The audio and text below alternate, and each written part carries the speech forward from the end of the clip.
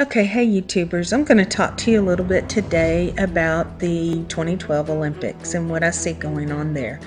And I want to first start by talking to you about the symbols of Revelation not being as visible as most people believe they're going to be.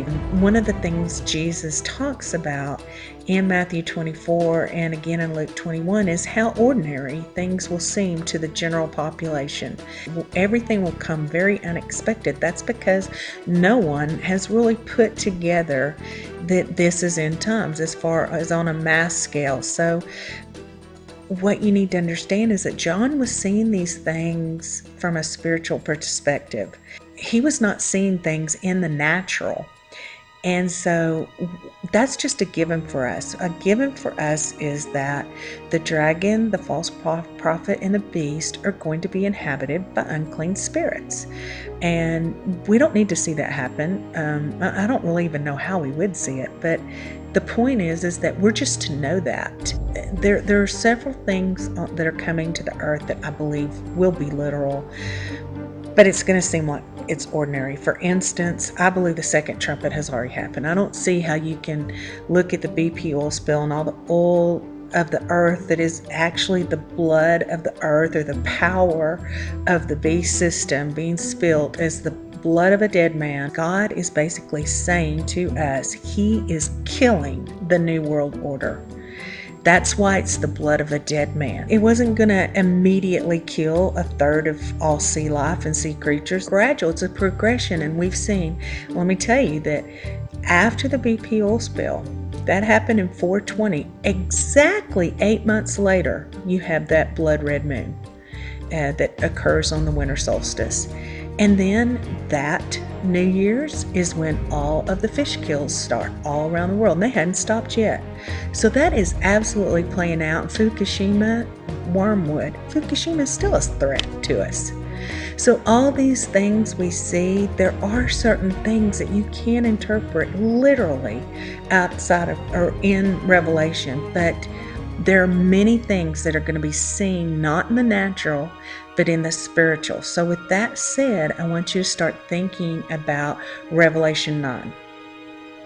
Because I think that's the next big thing we're going to see, or that's going to happen. Maybe we won't see it, but it will happen.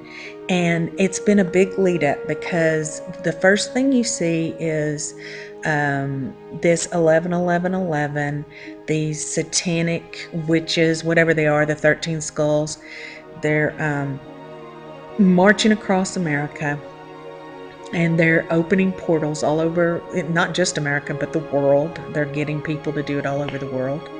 There's a specific happening in the heavens when that occurs. And then after 2011, when 2012 comes on, you see the airwaves, like the broadcasting, become more and more brazen in broadcasting just blatant occultic symbols, such as Madonna's Super Bowl performance, and then that chick, I've never heard of her before this, but that Nicki Minaj, her Grammy Awards presentation, just over the top satanic ritualism. And so they're becoming more and more brazen in getting the world audience to participate in these blatant satanic rituals. And I believe the Olympics is setting the stage for that, the biggest of all portal openings for Revelation 9, the locusts to come out of. They're not really locusts. If you start reading all of 9, you realize they're demons. It's demonic.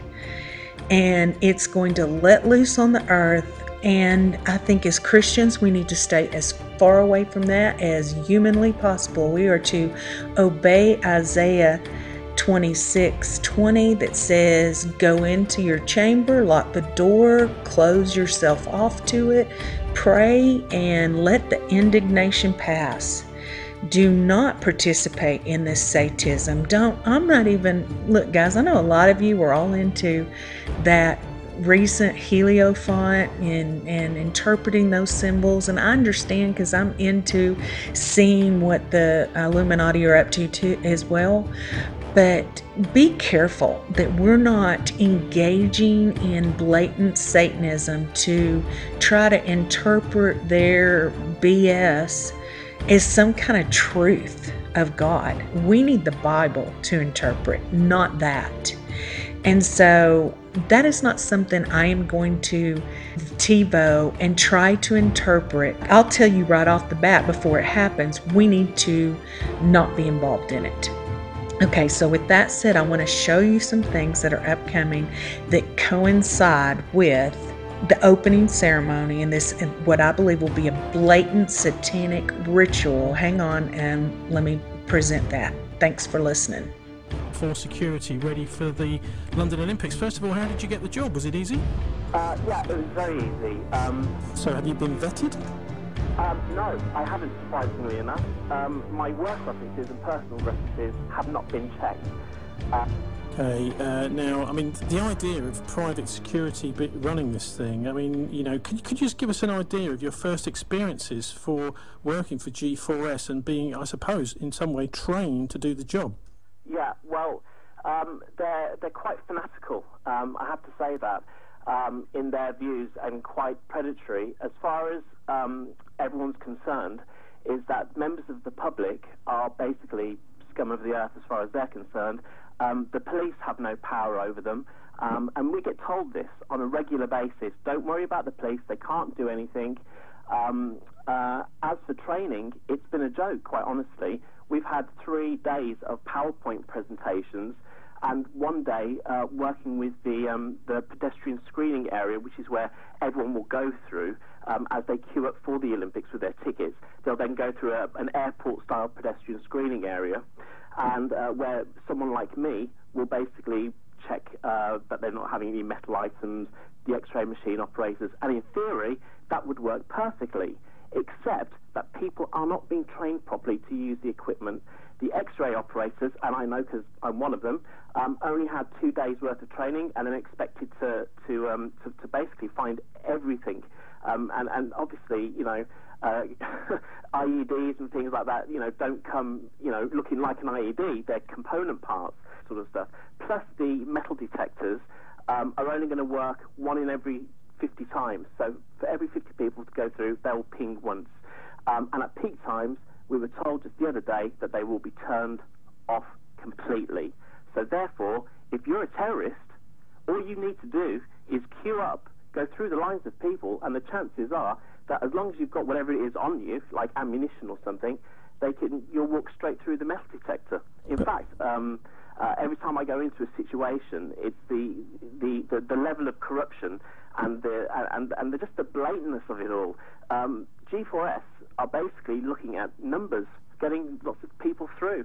They are not training them properly, and this is a major event for the world. It's going to be an amazing event, hopefully, and you know, quite honestly, it's open to a terrorist attack very easily. And I don't say that lightly. Yeah, but I mean, surely the obvious thing to do, Lee, is to go to somebody like Andy Davis, the Home Affairs editor at Channel 4 News. Yeah, he said he wasn't interested. I actually went to him. Yeah, I sent him an email and I called. He was not interested, and he said that there is a media blackout on this kind of story, that nobody would be interested in running it. And so far, you're the only guys who are interested in hearing about this at all. You know, I thought people would jump on the bandwagon and would say, "Yeah, we really want to know what's going on," but apparently not. They don't want to know. It's as simple as that. Yeah, but it's pretty worrying if the. I mean, do you also worry a little bit yourself that maybe by putting this information out there, explaining that there's very little proper security going to be happening at the London Olympics, that actually may encourage some sort of terror attack? No, not really, because the thing is, if we thought like that, we'd never do anything, would we?